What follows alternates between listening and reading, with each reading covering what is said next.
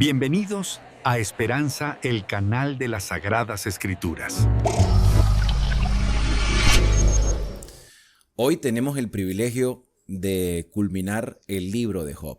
Un libro que después de reflexionar en él, vemos que es como si nos estuviera hablando a quienes estamos viviendo en el siglo XXI. Job vivió aproximadamente en los días de Abraham. Eso es lo que muchos teólogos consideran. Se ha también considerado la autoría de Job, se le ha adjudicado a Moisés. Y hay, varias circunstancias y varios escenarios. Hay un escenario celestial y hay un escenario terrenal. Las cosas que suceden en el cielo, muchas veces las desconocemos a menos que Dios nos las revele. Pero se presentó una lucha. Y en la tierra un hombre que era admirado por muchos, era respetado y que se consideraba como un hombre recto, temeroso de Dios y apartado del mal, de la noche a la mañana lo pierde todo.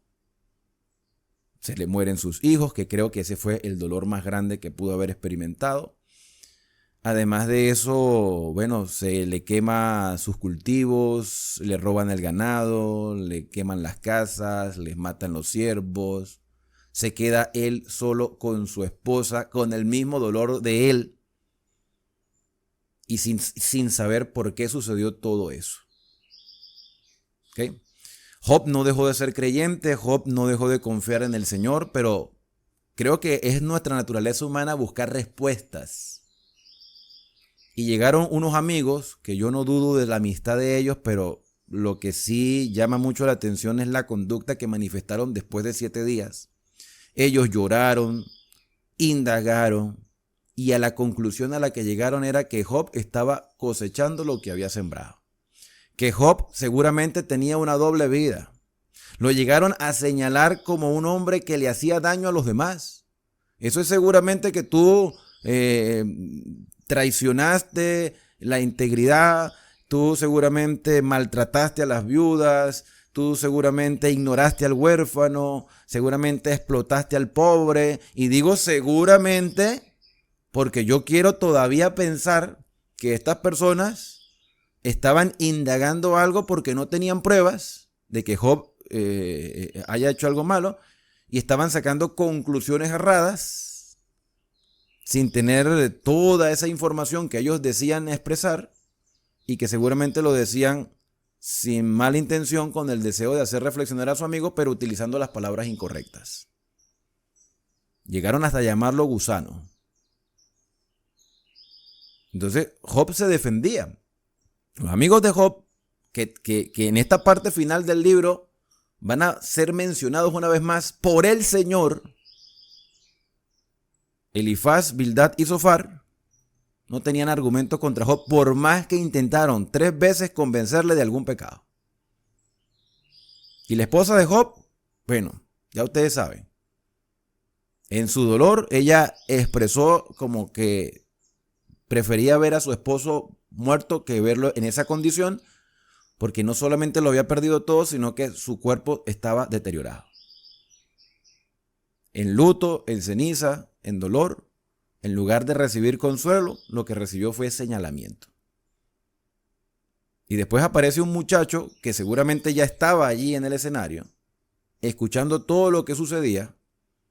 Y este muchacho arrogante se creyó ser más sabio que los demás y aunque dijo palabras que hoy consideramos como palabras correctas, creo que el tono y la manera como se dijo todo lo que Eliú expresó fue de forma errónea y equivocada. Hasta que aparece Dios y Dios habla. Yo no sé si lo que Dios le habló a Job lo escucharon sus amigos o sus amigos se fueron. Dice, pero si usted acaba de mencionar que estos personajes van a ser mencionados de nuevo. Sí, van a ser mencionados, pero yo no sé si están allí. Yo sé que Dios habla con Job y Dios le hace preguntas que si uno las lee de manera muy rápida, considera como que hay un reclamo de parte de Dios. Dios no tiene nada que reclamarle a Job, porque más bien el Señor permitió, no quiere decir que Dios haya provocado, pero permitió que a Job le haya sucedido eso porque sabía quién era Job. Y Dios no le estaba reprochando nada a Job. La manera como Dios le habló a Job era como un padre amoroso habla con su hijo cuando está pasando un momento de necesidad. Mira, mi niño, yo estoy aquí para apoyarte. Y yo quiero decirte que las cosas que tú no entiendes, yo perfectamente sé lo que está sucediendo. Y Dios no le dijo a Job lo que estaba pasando, no lo que Job quizás quería saber, sino lo que necesitaba saber. Y en el video anterior pues estuvimos discutiendo esas declaraciones divinas. Hoy el Señor, por lo menos en este relato, termina de hablar con Job y vamos a ver el resultado final en esta interesante historia de dolor, donde se toca temas que son de gran relevancia para nuestra época, como es el tema, aparte del conflicto, la muerte, el mal, el dolor y la esperanza.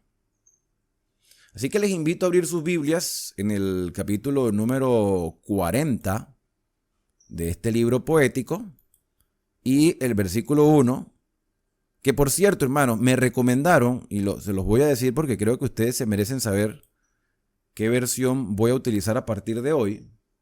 Cuando comencé esta lectura de año, lo inicié utilizando la versión Reina Valera 1995, pero después, no sé, salté a la 60 sin darme cuenta y me quedé con la Reina Valera 60, pero me han recomendado mucho una versión que se llama Nueva Traducción Viviente, que quizás algunos la tengan. Entonces la voy a utilizar para que sepan por si encuentran algunas variantes en la traducción. ¿Okay? Entonces esta es la Nueva Traducción Viviente y en el próximo video, cuando estemos estudiando los Salmos, también voy a estar utilizando esa versión Nueva Traducción Viviente.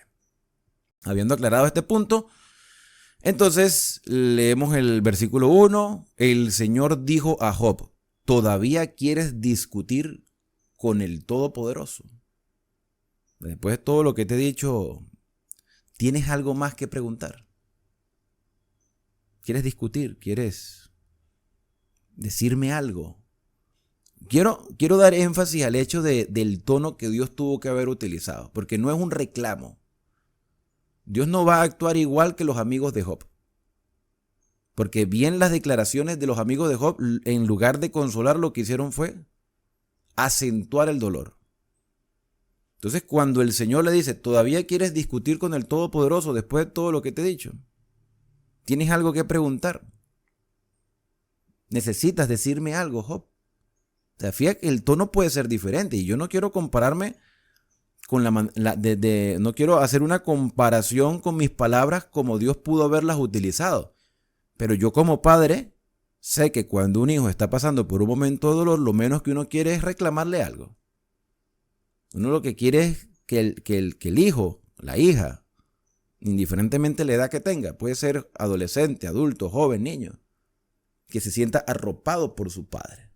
Y a veces como padres hemos cometido errores que marcan durante mucho tiempo la vida de nuestros hijos. Entonces yo no me imagino a Dios reclamándole o hablándole ásperamente a Job, sino hablándole con amor. Tú criticas a Dios, dice esta versión. Y mira, siempre que veo una palabra que me llama la atención, como por ejemplo la palabra crítica, tú criticas a Dios, es inevitable no ver otras comparaciones, ¿okay? Ver otras versiones como lo dicen. Por ejemplo, hay una versión, la versión Reina Valera 60, que es la que siempre he venido usando. Dice: el que disputa con Dios responda a esto. Disputa en nuestro castellano es como reclamo, ¿sí? Como lucha. Cuando las personas disputan es porque quieren tener la razón. En este caso, la nueva versión viviente, la traducción viviente, que es la que estoy utilizando por primera vez en el canal, habla de crítica. Pero hay otra versión que se llama la Estugartensia, que es hebraica y dice: contenderá el censor con el Shaddai. El censor, o sea, el que siente. Claro, aquí no habla de sentimiento, pero censor, evidentemente tú sabes que es que recibe algo. contenderá el censor con el Shaddai. El que argumenta con Dios responda. Oye, qué interesante cuando uno hace estas comparaciones de versiones, ¿verdad? Muy interesante. Lo que veo al analizar estas tres versiones, al verlas así por encimita, es que, mira, si tú realmente quieres saber más, si tú realmente quieres tener comprensión de todo, entonces, déjame que yo te hable. Déjame que yo te hable. Porque aquí, claro, dice, el que argumenta con Dios responde. Bueno, dime. Dime todo lo que quieras decirme. Que yo te voy a responder. Y yo te voy a declarar. Y yo te voy a decir lo que necesitas saber. Entonces, según el versículo número 2, una vez que Dios le hace esa declaración a Job, Job responde al Señor. Versículo 3. No soy nada, dice la Nueva Traducción Viviente. No soy nada. No soy nada. No, Señor, ¿cómo te puedo yo objetar algo a ti? No te puedo objetar. Evidentemente yo quería respuestas, pero tú me acabas de decir que estás al control de todo. No soy nada. ¿Cómo podría yo encontrar las respuestas? Me taparé la boca con la mano. Ya hablé demasiado. No tengo nada más que decir. Porque Dios siempre es el que tiene la última palabra y Dios siempre es el que tiene la razón. Yo no sé de qué cara le vamos a poner al Señor después de haber contradecido tanto su palabra en algunas cosas. Ustedes no se han fijado, hermano. Mira, vamos a ser sinceros de corazón. Ustedes no se han fijado que nuestras iglesias, y cuando digo nuestras me refiero a todas las iglesias cristianas, porque yo no quiero hacer distinción entre una y otra. Porque se supone que si somos cristianos y si se supone que tenemos todos la misma Biblia, si se supone que adoramos al mismo Dios, si como cristianos hemos aceptado que Jesús es nuestro Redentor, es la segunda persona de la deidad, aunque ese tema también es discutido dentro del cristianismo, ¿por qué nosotros todavía seguimos en divisiones eclesiásticas? ¿Por qué nosotros tratamos de defender posiciones institucionales en lugar de buscar la voluntad del Señor en nuestras vidas? No, porque es que la iglesia lo enseña así, hermano. La iglesia somos los creyentes. La iglesia no es la estructura, la iglesia no son los líderes, la iglesia no es el sistema, la iglesia no son las oficinas administrativas de la institución. Esa no es la iglesia. La iglesia somos los creyentes. Entonces, ¿por qué seguimos todavía con estas circunstancias que lo que hacen es causar confusión en el corazón de muchas personas? Porque podemos tener en una misma cuadra, en el sector, en una misma manzana comunal, podemos tener diferentes congregaciones, una en cada esquina. Y la persona no sabe a quién creerle, porque cada una dice, no, nosotros tenemos la verdad. Hermano, la verdad la tiene Dios.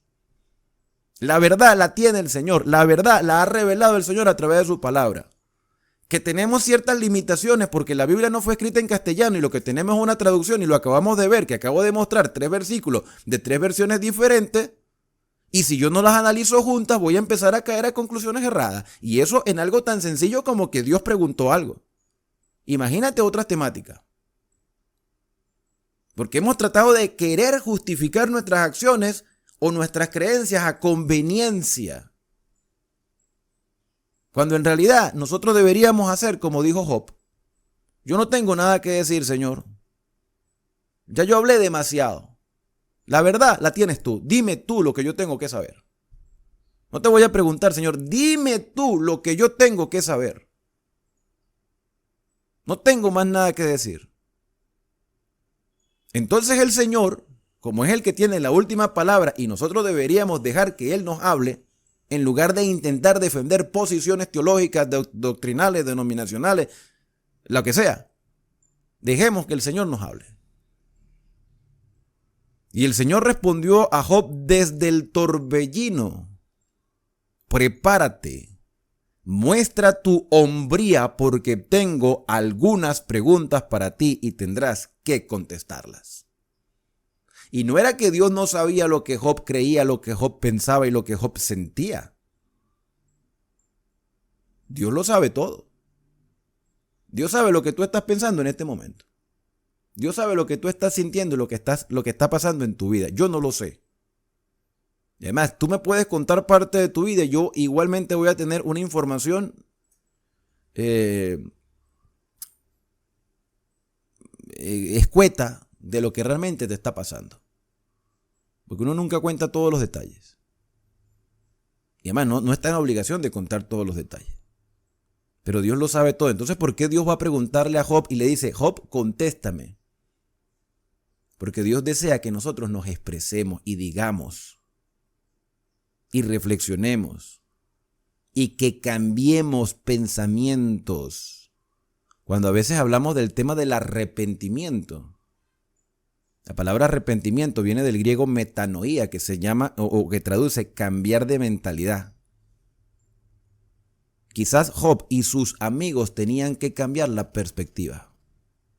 Quizás nosotros tenemos que cambiar la perspectiva. Quizás como cristianos hemos conservado una perspectiva errónea durante muchos años y nos da vergüenza reconocer que durante tanto tiempo hemos creído o hemos fundamentado nuestra confianza en un sistema que no es que sea fraudulento, pero que sí está incompleto. Pues yo creo que el cristianismo no ha defraudado al ser humano. Somos nosotros que hemos defraudado a nuestro cristianismo. Prepárate, muestra tu hombría porque tengo algunas preguntas para ti y tendrás que contestarlas. ¿Pondrás en duda mi justicia y me condenarás solo para probar que tienes razón? En otras palabras, ¿me vas a llevar la contraria para justificar tus acciones? ¿O tus creencias o tus pensamientos? ¿Acaso eres tan fuerte como Dios? ¿Puede tronar tu voz como la tuya? ¿Qué es más poderoso? ¿El creador o el sistema que nosotros mismos hemos elaborado aquí en la tierra? ¿Qué es más poderoso? ¿En quién confiamos? ¿En el sistema? Mira, y no es una cuestión de hablar mal de nadie, porque creo que el cristianismo en general tiene muchas cosas que cambiar. Pero se han creado eslogans en las denominaciones, por llamar, por ejemplo, el catolicismo, por llamar alguno. Hay un eslogan que a veces la gente colocaba en las puertas. Yo recuerdo que de niño lo colocaban. Yo creo que eso ahora se acabó, pero antes lo colocaban, o no sé si todavía lo hacen, porque no me he percatado de eso, que la gente colocaba un sticker en las puertas y decía, porque antes los hermanos pentecostales, evangélicos, protestantes, pues hacían evangelismo de casa en casa. Eso también se ha ido acabando un poco. Entonces, para que las personas, por así decirlo, no perdieran el tiempo tratando de convencer a alguien en la casa de algo, colocaban el sticker, católico soy, católicos fueron mis padres, católicos fueron mis abuelos, católico moriré. Entonces, claro, con tremenda presentación en la puerta decía, bueno, mejor toco otra puerta porque esta gente ya va a alegar de que no van a querer cambiar su posición. Cosas como esa la hemos vivido. Entonces, queremos es defender sistemas y estructuras, cuando tenemos que dejar que sea Dios que nos instruya. Y dice, ¿eres tú más fuerte que Dios? Tan como Dios puede tronar puede tronar tu voz como la suya, como la de Dios. Bien, vístete de tu gloria y esplendor, de tu honor y majestad. Da rienda suelta a tu enojo. Deja que se derrame contra los orgullosos. Humíllalos con una mirada. Pisa a los malvados allí donde están. Entiérralos en polvo. Enciérralos en el mundo de los muertos. ¿Puedes tú hacer eso? Tienes tú la capacidad de dominar. Tienes tú la capacidad de convencer. Tienes tú la capacidad de exigir. Nosotros podemos influir en personas, pero no podemos obligarlos a hacer nada. Dios tampoco nos obliga, pero Dios tiene el poder para hacerlo si Él quisiera hacerlo. Entonces, hasta yo te elogiaría, dice el Señor, porque tu propia fuerza te podría salvar. Echa un vistazo al Behemoth y hay un asterisco ahí.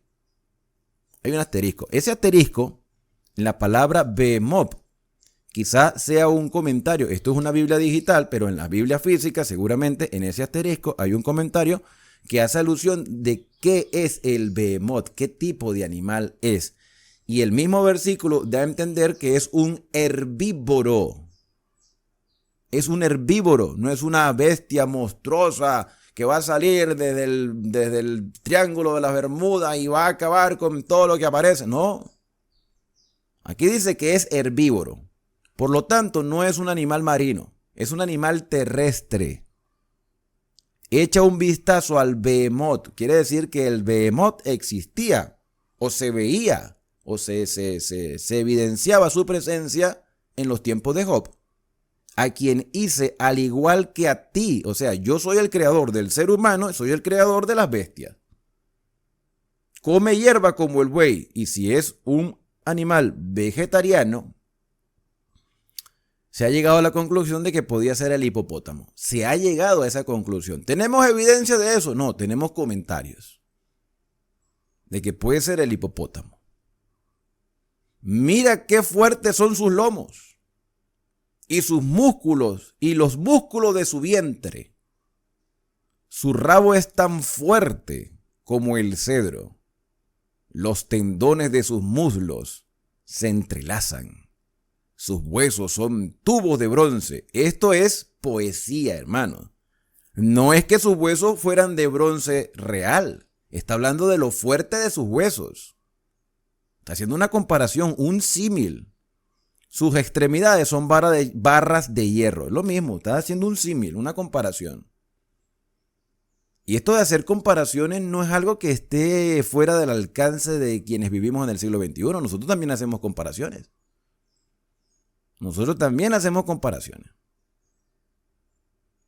Es un excelente ejemplar de la obra de Dios. Y solo su creador puede amenazarlo.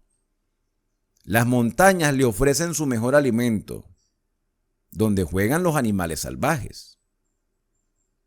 Se tiende bajo los lotos. Aquí dice lotos. Ahí aparece un asterisco. Vamos a ver cómo lo dicen las otras versiones. Que yo sepa, un loto es una planta. Una planta que está, y según lo mismo dice el versículo, donde los juncos del pantano lo esconden. ¿Ustedes han visto dónde se meten los hipopótamos a veces? Donde ni siquiera se puede meter otro animal. Se mete el hipopótamo, unas plantas que al parecer pues son como unas hojas que hay por ahí con sus flores. Y ellos se meten ahí y salen y emergen. Pero ¿cómo lo dicen otras versiones? Porque, oye, si hubiésemos sabido que verdaderamente era el hipopótamo, no tuviera tanta discusión pensando de que el Behemoth pues, era por ahí un animal mitológico. Vamos a ver la Reina Valera 1960, versículo 21. Dice, se acecha debajo de las sombras en lo oculto de las cañas. Cañas también son plantas, pero de caña a loto. Habría que hacer un análisis de los lotos y de las plantas donde se meten los hipopótamos para ver si abajo son cañas, aunque arriba son puras hojas, y en los lugares húmedos. Esa es la Reina Valera 60. Vamos a ver la Biblia hebraica estugartensia. Dice, se tumba debajo de los lotos. Ah, la Biblia hebrea también habla de lotos, que son flores, ¿verdad? La flor de loto, plantas con flores. Se oculta entre las cañas del pantano. Ahí está, hermano. El Behemoth es el hipopótamo. Y si queda alguna duda de eso, hermano, tienen todo el derecho ustedes de investigar. Investiguen, busquen, analicen, comparen textos, busquen comentarios. Yo no tengo la voz oficial de nada. Ustedes pueden seguir investigando. Y si yo estoy equivocado y ustedes me hacen un comentario de mi error, créanme que yo lo voy a aceptar, pero voy a investigarlo un poco más. Dice el versículo número 22, vuelvo a la Nueva Traducción Viviente, dice, las plantas del loto le dan sombra entre los sauces junto al arroyo. El río tempestuoso no le molesta, ni le preocupa cuando el creciente del Jordán se arremolina a su alrededor. Nadie puede sorprenderlo. con la guardia baja, ni ponerle un aro en la nariz para llevárselo. Y eso es verdad. Mira, la gente ha cazado leones.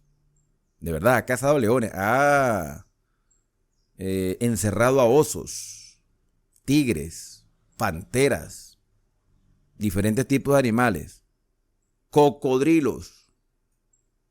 Quizá, un hipopótamo, pero desde chiquitico, quizá.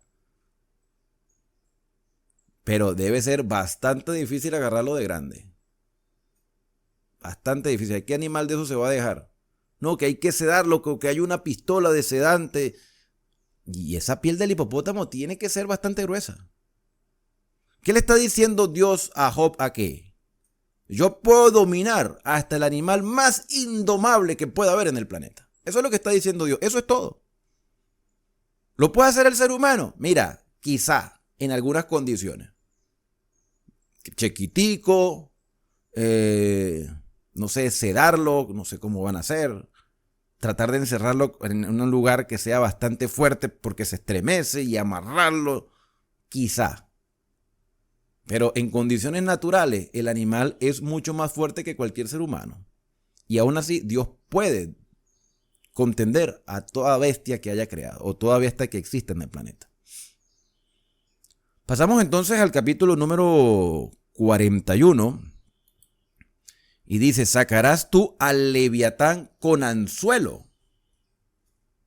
o con cuerda que le eches en su lengua. Ok, y aquí aparece otro animal. Este animal escasamente fue mencionado en los primeros capítulos de este libro, simplemente se mencionó. El leviatán, este es otro animal, eso es otro ser viviente por allí, que la gente lo ha comparado con un dinosaurio, con un dragón, con un animal mitológico, con el monstruo del lago Ness allá en Escocia. Pero en realidad, ¿qué es el leviatán? Desde el punto de vista espiritual, se ha comparado a Satanás con el leviatán. Porque el leviatán es un animal que es bastante agresivo, pero que algunos dicen, no, es que está por allá, escondido debajo, dormido hasta el día en que venga la crisis mundial, que no sé qué cosa. Se han inventado un montón de historias extrabíblicas para hacer algo fantástico de algo que sencillamente es fácil de comprender a la luz de la escritura. El leviatán es un animal que existió en tiempo de Job y también puede existir el día de hoy. Yo no puedo pensar que un animal que está metido en el agua allí, que tiene muchos años dormido, que no se reproduce, porque imagínate, está todo dormido ahí, ya se murió. Se tiene que reproducir, tiene que comer, tiene que salir algún día. Como sale la ballena, como sale la orca, como sale el tiburón, o sea, tantos animales que se han descubierto en el mar.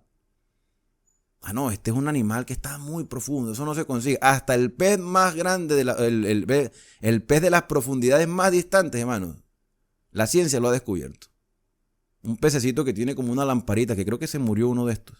Se murió uno, que tiene como una lucecita para atrapar a sus presas. Y es un pez, que no recuerdo el nombre de este pez, que fue creado por Dios, evidentemente, que fue creado para resistir las profundidades del agua, la presión del agua. Parece que el pez un día decidió subir a la atmósfera y se murió. ¿Por qué? Porque no estaba acostumbrado a las bajas presiones. Se murió. Ah, no, nosotros todavía seguimos escuchando cuentos de hermanos que no, que el leviatán está por allá en lo profundo esperando el día para salir. Eso es cuento. Y Dios dice, ¿sacarás tú al leviatán con anzuelo como si fuera un pez? Bueno, es un animal marino, evidentemente. Evidentemente es un animal marino. Pero vamos a ver cómo lo describe el Señor. Pondrás tú soga en sus narices y horadarás con garfio su quijada. Ah, tiene quijada y todo. Multiplicará él ruegos para contigo. Te hablará el lisonja, o sea, te rendirá pleitesía. A ver, nosotros como seres humanos, hemos visto que hay animales domésticos. El perro, el gato. Ayer decía, no sé si fue en este video, no sé, yo un video que mencionaba acerca de los animales, que hay animales que se crían en la calle desde pequeñitos y son indomables. Hay un gatico, por más pequeñito que sea, si se crió en la calle, es difícil de agarrarlo. El gatico corre, va y salta a las casas y todo. Pero hay gatos que se han domesticado. Aquí lo que dice es que el leviatán no puede ser domesticado. No puede.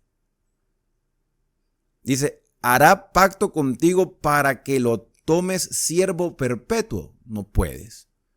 Jugarás con él como con pájaro. No puedes. Lo atarás para tus niñas. Ahí ven para que agarres aquí y toque el leviatán. No, eso lo puede hacer con un perro. Eso lo puede hacer con un gato. Eso lo puede hacer con un caballo. Eso lo puede hacer con una gallina. Eso lo puede hacer incluso con un becerro. Pero con un leviatán no. Y la pregunta es, entonces, ¿qué es el leviatán? Es un animal salvaje que siempre será salvaje, nunca será domesticado. Harán de él banquete los compañeros. ¿Se puede comer? No se puede comer. ¿Lo compartirán entre los mercaderes? No se puede comercializar. Aunque se han visto casos. Yo siempre he creído que el leviatán, y ustedes me podrán objetar si estoy equivocado, yo siempre he creído que el leviatán es el cocodrilo. Dice, pero aquí dice que no se puede comercializar porque en los mercaderes tal, hay gente que dice que ha vendido carteras de piel de cocodrilo, no sé si eso será verdad. Lo cierto es que, según lo que mismo Dios dice, que es un animal indomable, dice, le cortarás tú con cuchillo su piel, o con arpón de pescadores su cabeza. Pon tu mano sobre él, y te acordarás de la batalla y nunca más volverás. O sea, pon tu mano para que tú veas lo que te va a pasar, no vas a volver otra vez. Mira, en los zoológicos yo he visto cocodrilos. Los cocodrilos se quedan como petrificados, se quedan así tiesos, con la boca abierta así, que pareciera que no se mueven. Y tú te quedas mirando a ver si por lo menos parpadean. No se mueven, los cocodrilos no se mueven. Están ahí quietos, como esperando el momento indicado, con esa boca así. Que claro, las veces que yo he visto cocodrilos en los zoológicos, siempre están bien distantes del acceso humano para evitar riesgos. Pero créeme que la tendencia humana es, si tengo la oportunidad de tocarlo, lo toco. Porque así somos. Pero el peligro que se corre, hermano. Porque esos animales, de paso, que son así pasivos, no, son pacientes que saben esperar el momento de agarrar la presa, también son veloces en su movimiento. Lo puedes tomar de sorpresa. He aquí que la esperanza acerca de él será burlada, porque aún a su sola vista se desmayarán. Nadie hay tan osado que lo despierte. ¿Quién pues podrá estar delante de mí? Si el leviatán, que para mí es el cocodrilo, vuelvo y repito, ustedes verán, mis queridos hermanos, y los motivos que lo hagan, si quieren hacerlo, hagan una investigación para ver qué otra información pueden conseguir acerca de él. Entonces, dice, ¿quién podrá estar delante de mí si hay personas que le tienen miedo a este animal? ¿Quién me ha dado a mí primero para que yo restituya? Todo lo que hay debajo del cielo es mío. No guardaré silencio sobre sus miembros, ni sobre sus fuerzas y la gracia de su disposición. ¿Quién descubrirá la delantera de su vestidura? ¿Quién se acercará a él con freno doble? ¿Quién abrirá las puertas de su rostro? Las hileras de sus dientes espantan. Tiene dientes, el cocodrilo tiene un montón de dientes. La gloria de su vestido son escudos fuertes. Ah, mira, una vez alguien me dijo, yo no creo que sea el cocodrilo porque aquí dice que tiene la piel de tal manera. Vamos a leer la Reina Valera 60 una vez más. Aquí dice que el vestido, o sea, su vestidura, su piel, son como escudos fuertes, cerrados entre sí estrechamente. Ah, pero yo creo que estoy leyendo la 60. Pasa que a veces se me va. A veces se me van las versiones. Dice la gloria de su vestido. Voy a ver ahora la versión viviente, que era la que había iniciado. Habla de escamas. La versión viviente habla de escamas, mira. Sus escamas son como hileras de escudos fuertemente sellados. ¿Usted le ha visto la piel al cocodrilo? Bueno, no tiene escamas, pero tiene como esos zuncos, ¿no? Discúlpenme lo de la versión, es que a veces salto de una versión a otra y se me olvida. Estoy como Esdras. Esdras, el escriba Esdras dicen, ¿no? Que escribía en hebreo y de repente se puso a escribir en arameo y no se dio cuenta. Bueno, así me pasa a veces. Estoy en una versión y me quedo en otra y no me doy cuenta. Dice, sus escamas son como hileras de escudos fuertemente selladas, están tan apretadas que el aire no puede pasar entre ellas. Cada escama está fuertemente pegada a la siguiente, están entrelazadas y nada puede traspasarlas. Cuando estornuda, lanza destellos de luz. Sus ojos son como el ojo del amanecer. Este es el versículo 18. Dice, no, pero es que los cocodrilos no destellan luz cuando estornudan. Bueno, yo no sé si estornudarán. Pero así como el behemoth, decíamos que tiene huesos de bronce y de hierro, y les decía que era una figura literaria, era una forma poética, era una forma símil, era un símil, una comparación para hablar de su fuerza. Evidentemente, este versículo 18 también está haciendo una comparación. De hecho, esa misma comparación la vamos a ver en el libro del Cantar de los Cantares, cuando Salomón está hablando de su esposa.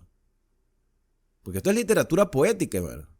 Lanza destellos de luz. ¿Cómo lo dice la Reina Valera 1960? Versículo 18. Con sus estornudos enciende lumbre, como que si lanzara fuego. Pero eso es un símil. Sus ojos son como los párpados del alba. Y la Biblia hebraica dice, su estornudo lanza destellos de luz. Sus ojos son como párpados de aurora. Ahora, tú dices, pero su estornudo lanza luz o fuego. ¿Qué es lo que realmente me está queriendo decir este versículo? Porque tú lo lees así, de forma rápida, y te causa un poquito de confusión. Dice, ¿cómo va a traer luz el estornudo de un animal? Bueno, se ha comparado esa luz más que simplemente la iluminación o la claridad que pueda proveer, se ha comparado con fuego.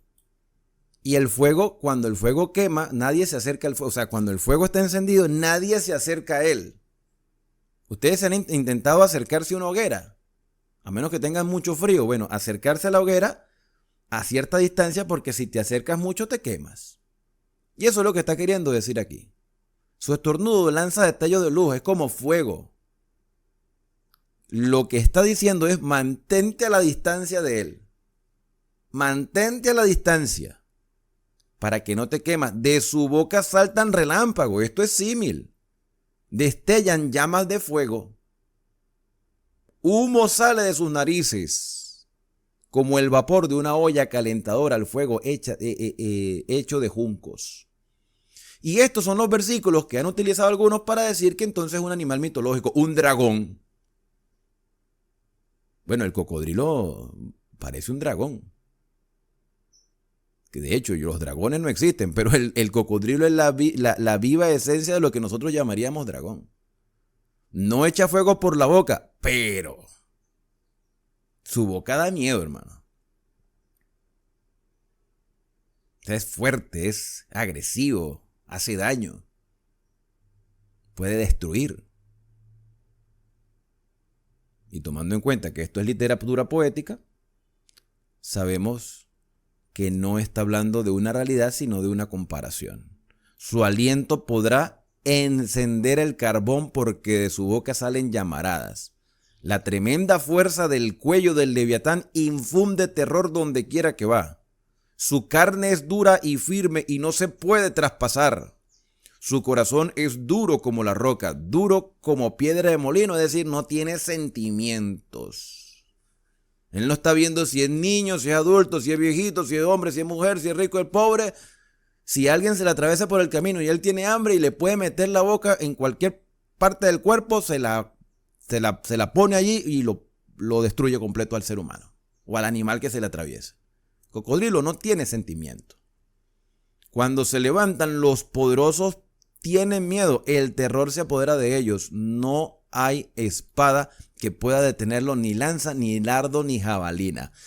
Y claro, como todavía existe la tendencia de hermanos en la iglesia o de teólogos, no sé qué nombre se pondrán de esos títulos, de que es un animal mitológico, que es un dragón, que está yo no sé dónde. Pregunto, si es un animal mitológico que está donde nadie sabe dónde está, ¿cómo es que hay tantos detalles o cómo es que Dios habla de que hay personas que le tienen miedo? Quiere decir que era un animal que se podía encontrar fácilmente.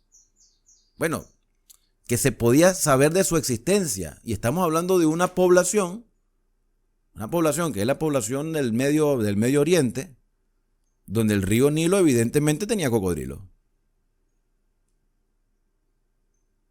Que los animales se han ido extinguiendo con el paso del tiempo, pero todavía existen. Entonces, las personas sabían de la existencia de este animal, porque para que diga que cuando se levanta, los poderosos tienen miedo y el terror se apodera de ellos, era porque un animal que podía aparecer en cualquier momento. En Estados Unidos, hay casas en Estados Unidos que se aparecen los osos, o que se aparecen los caimanes, hasta cocodrilos pequeños se aparecen por ahí. En Estados Unidos. Entonces, no nos extrañe que la historia revele o muestre que los animales aparecen y el ser humano tiene miedo. Donde yo estoy en este momento, que tengo bastante vegetación, hay una cantidad de iguanas, pero un tamaño sorprendente. Y es una zona habitada. Más estos lugares que eran abiertos. El hierro no es más que paja para esta criatura y el bronce madera podrida. Las flechas no lo hacen huir. Las piedras tiradas con honda son como trocitos de hierba porque su piel es gruesa. Los garrotes son como una brisa de hierba y se ríe del silbido de la jabalina, porque no tiene sentimiento. Su vientre está cubierto de escamas tan afiladas como el vidrio. Esto evidentemente también es un símil, que es fuerte, es duro, es agresivo. Escarba el suelo cuando se arrastra por el barro. O sea que se arrastra. Aquí sigue, para mí, yo sigo confirmando que es el cocodrilo. El leviatán hace hervir el agua. Esto es un símil. ¿Qué hace hervir? No es que está hirviendo ahí burbujeando como si estuviera en ebullición, no. Que hierve es que nadie se mete al agua. Mire, hermano, una olla de agua hirviendo nadie le mete la mano, a menos que esté enfermo. Que no sepa razonar entre lo que es correcto y lo que es incorrecto. Tú te meterías en un lugar donde sabes que está lleno o infectado de cocodrilo. Tú no te vas a meter ahí. No te metes. Como no te atreverías a meter tu mano en agua hirviendo. El leviatán hace hervir el agua con su sacudimiento y agita las profundidades como una olla de ungüento. Deja en su estela agua reluciente que hace que el mar parezca blando. Y seguramente no va a faltar alguien que diga, ay hermano, pero hoy en día esos animales se pueden domar. ¿Quién? ¿Quién los doma? Gente que se ha dedicado solamente a eso. Cocodrilo Dondi. Bueno, es una película. Pero hay gente que se dedica a la doma de animales. Sí, hay gente que se dedica a la doma de animales, pero muchos también han muerto ejerciendo ese tipo o ese supuesto dominio. No, que hay animales que si tú los crías pequeñitos se vuelven dóciles. Se han visto casos. Casos donde esos mismos animales, por su instinto, hacen desastre. Por eso se consideran animales salvajes. En la tierra es sin igual. Ninguna otra criatura es tan intrépida. De todas las criaturas, el leviatán o el cocodrilo es la más orgullosa, es el rey de las bestias. Y siempre habíamos escuchado que era el león, ¿no? Pero en el mar, en el agua, en el río, hasta yo creo que un león le tiene miedo a un animal de eso. ¿Te has visto las investigaciones estas que hace National Geographic o Discovery? Bueno, las que hacían antes, donde los cervatillos o los animales iban a beber al agua, incluso las mismas jirafas a beber al agua y los cocodrilos allí de repente agarraban al animal. Naturaleza salvaje. ¿Qué está diciendo Dios a Job con todo esto? Mira, Si nosotros tenemos temor y hacemos distancia y tratamos con respeto a seres criados como los animales por su agresividad, Dios teniendo el poder para destruir o para construir y sabiendo y conociendo que Dios lo que quiere es el bienestar para el ser humano, entonces deberíamos tenerle más respeto y deberíamos no mantener esa distancia, pero sí entender que estamos en una posición inferior a la de Dios y que no sabemos más de lo que Dios sabe. Eso es lo que esa es la comparación que Dios quiere hacer con el Leviatán. Si mantenemos una distancia y entendemos nuestra fragilidad ante un ser creado como el Leviatán o el Behemoth, también tenemos que entender nuestras limitaciones delante de nuestro Creador. Eso es todo, hermano, eso es todo. Llegamos al capítulo final y después que Dios habla, Job tiene que tomar una decisión en su vida.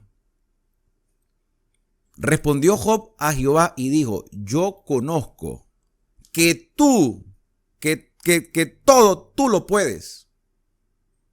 Yo conozco que todo lo puedes. Ahí me volví a saltar otra vez a la versión Reina Valera 60. Porque cuando cambio de capítulo parece que se cambia de versión. Voy a volver a la versión viviente. Sé que tú todo lo puedes y que nadie puede detenerte. Hay un reconocimiento. Tú preguntaste: ¿quién es el que pone en duda mi sabiduría con tanta ignorancia? Soy yo el que habla de cosas delante de las que no sabía nada, cosas demasiado maravillosas para mí. Señor, reconozco mis limitaciones. Reconozco que hay cosas que yo no puedo controlar. Reconozco que hay circunstancias que se escapan de mis manos.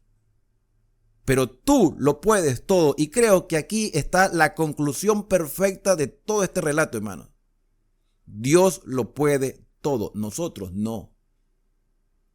Yo últimamente, y no quiero que me malinterpreten, yo últimamente he estado analizando una filosofía antigua, que no estoy diciendo que yo crea en la filosofía antigua, pero he estado analizando porque, bueno, a veces uno analiza ciertos tipos de pensamientos.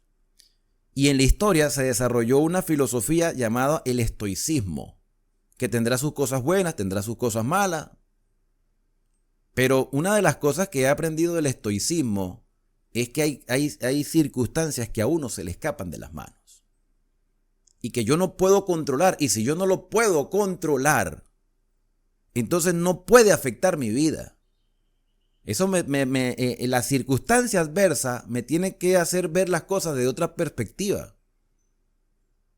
Yo trato de evitar las adversidades, trato de evitar los problemas, trato de tener un sistema de seguridad para mí, para mi familia, para mis posesiones materiales. Pero hay cosas que a ti se te van a escapar de las manos de un momento a otro. Tratamos de conseguir las soluciones. Pero yo no puedo amargar o que mi vida dependa de lo que tengo.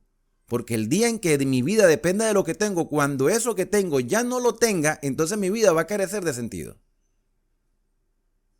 Evidentemente las cosas se ganan con esfuerzo, pero si un día se pierden, bueno, intentaremos lograrlas otra vez.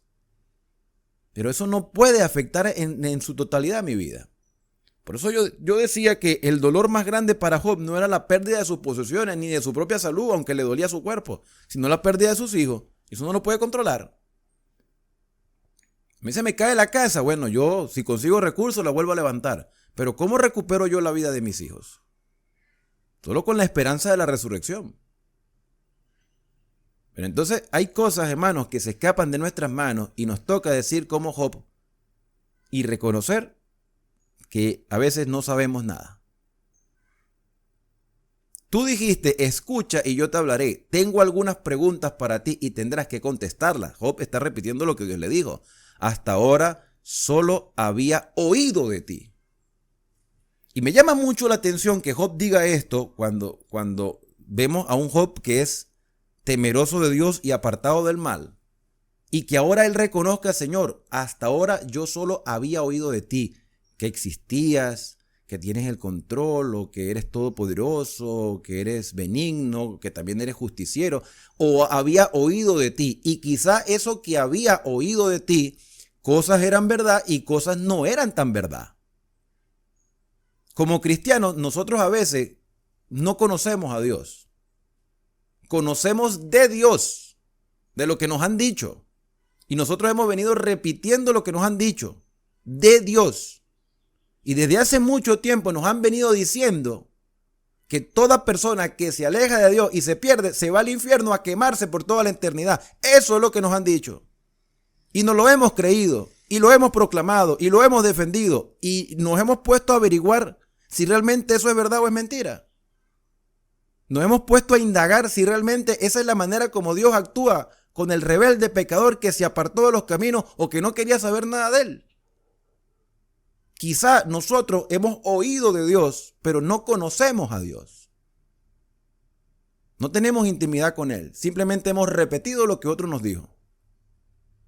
Hasta ahora había oído de ti, pero ahora te he visto con mis propios ojos y más que verlo, Señor, te estoy conociendo. Por primera vez te estoy conociendo. Por primera vez veo la diferencia en cómo me tratan mis amigos, mis semejantes, mis vecinos, a la manera como tú me tratas. Me retracto de todo lo que dije. Si en algún momento yo dije palabras que, bueno, estaba convencido de ellas y que no lo dije con el propósito de ofenderte, pero si dije cosas erróneas, me retracto de todo lo que dije. Y Job era temeroso de Dios y apartado del mal. El primer capítulo lo deja claramente explicado. Nosotros podemos ser muy buenas personas y poner en práctica todo lo que nos han enseñado. Pero quizás hay cosas que nos hayan enseñado y que hoy las creemos como la llegó a creer Saulo de Tarso cuando perseguía a los cristianos, y estar errados, hermanos. Me retracto de todo lo que dije y me siento en polvo y ceniza en señal de arrepentimiento. Cambio de mentalidad. Después de que el Señor terminó de hablar con Job, dijo a Elifaz el temanita. Elifaz sí estaba allí. ¿Habrá escuchado todo lo que Dios dijo? O se fue y Dios después se le manifestó a Elifaz. Porque Elifaz, Bildad y Zofar eran creyentes. Y trataron de hacer todo lo posible por defender a Dios ante Job. No defender a Job, defender a Dios ante Job para que Job reconociera que lo que estaba sufriendo era un castigo de Dios por sus pecados. Elifaz recibe revelación del Señor. Estoy enojado contigo, Elifaz, y con tus dos amigos, porque no hablaron con exactitud acerca de mí, como lo hizo mi siervo Job. Fíjate un detalle interesante. Creo que una hermana me había preguntado sobre esto. Job reconoce que tiene limitaciones. Job reconoce que pudo haberse equivocado en expresiones que utilizó, aunque las creía. Y hablaba con toda sinceridad. Pero Elifaz, Bildad y Zofar proyectaron erróneamente a Dios, aunque intentaron defenderlo. Fíjate. Proyectaron erróneamente a Dios, aunque intentaron defender a Dios, que es lo que está sucediendo también en nuestras iglesias cristianas. Estamos tratando de defender a Dios proyectándolo de forma errónea, que te vas a quemar en el infierno, y la gente se asusta. Y yo he hablado con cantidad de personas, que no aceptan el hecho de que el infierno no es como nos lo han pintado. No es, hermano, porque el mismo libro de Job nos asevera que la muerte es un estado de inconsciencia. Y los libros posteriores que hablan de la resurrección, y que el mismo libro de Job habla de la resurrección, cuando dice, yo sé que mi Redentor vive y al fin me levantará del polvo. Hay personas que no han entendido el hecho de que por más mala que haya sido una persona en el mundo, por más cruel, miserable y despiadada, Dios no va a querer que sufra por toda la eternidad, porque Dios no es cruel como lo somos nosotros los seres humanos. Somos nosotros los seres humanos que queremos ver arder a los demás en el fuego. Somos nosotros los que necesitamos la transformación de pensamiento, porque queremos tomar las decisiones en lugar de Dios. Si fuera por nosotros, que se queme y que se pudra y que le duela. Pero Dios no es así. ¿Qué quiero decir con esto? Que nosotros hemos proyectado erróneamente al Señor, como cristiano o como cualquier otra denominación que haya en el mundo. Hemos proyectado erróneamente a Dios. Que no habrá castigo para el malo. Porque ahí volvemos al tema. Entonces el que hizo daño va a estar así ya. Oye, ¿qué es suficiente que dejar de vivir? Ya se murió y dejó de existir y ya. No, pero es que yo no veo justo eso. Entonces, ¿qué quieres tú? O sea, ¿quieres tú tomar las decisiones que son prerrogativas divinas? Entonces, hermano, somos nosotros que tenemos que arrepentirnos. Porque fue precisamente lo que Dios le dijo a Job. ¿Quieres tú saber más que yo? Bueno, respóndeme. Con un tono acertado, evidentemente. Con el tono adecuado. Pero vamos a ser sinceros, somos nosotros los que queremos ver sufrir a los demás como castigo. Somos nosotros los que reclamamos justicia en los tribunales para los criminales. Y no estoy diciendo que yo esté apoyando y aplaudiendo al que hace mal. No, el que hace mal va a tener que pagar su consecuencia. Pero yo no puedo pensar que Dios quiere torturar a una persona por toda la eternidad por 80 años de pecado. ¿Que va a sufrir, que hay un lago de fuego que se va a quemar? Sí, se va a quemar y va a dejar de existir. Y se acabó, punto. Muerto el pecado, se acabó la muerte, se acabó el dolor, se acabó el llanto. Entonces Dios habla con Elifaz y le dice, mira Elifaz, yo estoy enojado contigo y con tus dos amigos, porque en lugar de ser un consuelo para Job, ustedes me proyectaron erróneamente. ¿Y cuántos Elifaz hay en el mundo el día de hoy haciendo lo mismo? Así que tomen 7 toros y 7 carneros y vayan a mi siervo Job y ofrezcan una ofrenda quemada por ustedes mismos. Como si Job fuera un sacerdote. Mi siervo Job orará y yo aceptaré la oración a favor de ustedes. En otras palabras, Job va a interceder por ustedes. Job va a orar por ustedes para que ustedes ahora se arrepientan. Él ya se arrepintió. Él ya reconoció su límite. Ahora les toca a ustedes reconocer que se han equivocado. ¿Y cuántas cantidades de personas habrá en la misma condición de estos hombres? O sea que Dios aprovechó esta circunstancia también para corregir a sus propios fieles. O que eran fieles según su perspectiva. Yo aceptaré la oración a favor de ustedes, no los trataré como se merecen a pesar de no haber hablado de mí con exactitud, como lo hizo mi siervo Job. Que Job se equivocó, sí, pero reconoció. Ahora les toca a ustedes reconocer. Así que Elifaz, el temanita, Bildad, el suita, y Zofar, el namatita, Eliú, yo no sé qué pasó con Eliú. ¿Qué habrá pasado con Eliú? Hicieron lo que el Señor les mandó y el Señor aceptó la oración de Job. Cuando Job oró por sus amigos, la reconciliación entre hermanos, ¿no? Porque después que lo señalaron, lo llamaron gusano, lo llamaron de todo, hay una reconciliación y Job oró por sus amigos, el Señor le restauró su bienestar. Es más, el Señor le dio el doble de lo que antes tenía. Entonces todos sus hermanos y hermanas y anteriores amigos vinieron y festejaron con él en su casa. ¿Y dónde estaban sus hermanos y hermanas cuando estaba enfermo? No lo sé, no los voy a juzgar, no voy a caer en el juego de Elifaz. No voy a ser Elifaz, no voy a juzgar a los hermanos de Job, no sé dónde estaban. Lo cierto es que lo consolaron, lo alentaron por todas las pruebas que el Señor le había enviado en su contra, y cada uno de ellos le regaló dinero o lo ayudaron. Sociedad comunal, lo ayudaron, le dieron anillo de oro. Así que el Señor bendijo a Job en la segunda mitad de su vida, aún más que al principio, pues ahora tenía 14,000 ovejas.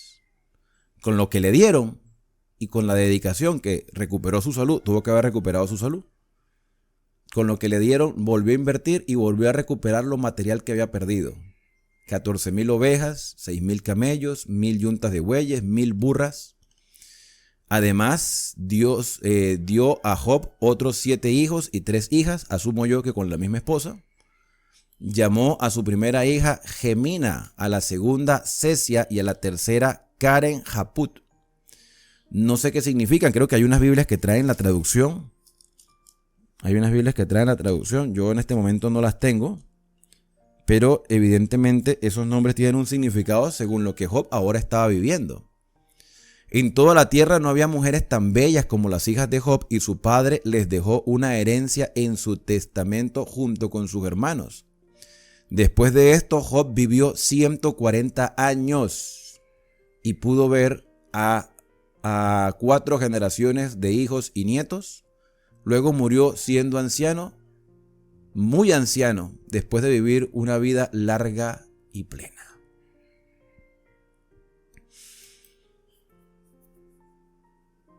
Yo creo que eso es todo.